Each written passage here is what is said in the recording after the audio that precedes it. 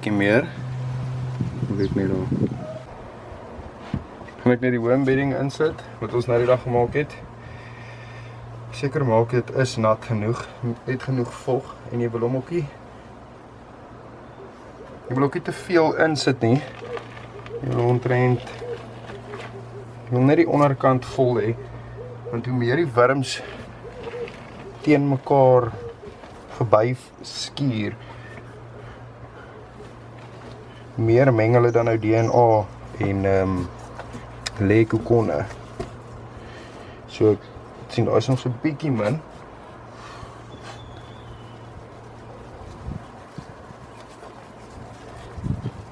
So jy wil hom omtrent daai dikte hê, reg deur.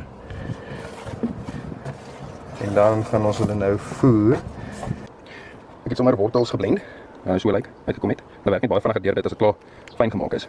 Dan gaan 'n mens nou, wag. Gaan ek eers die worm chow gooi.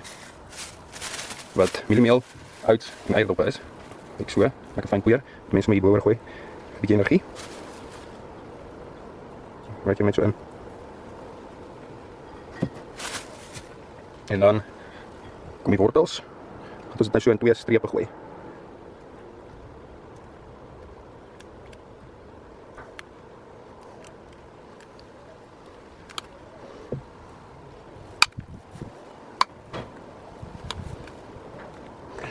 Nie te veel nie.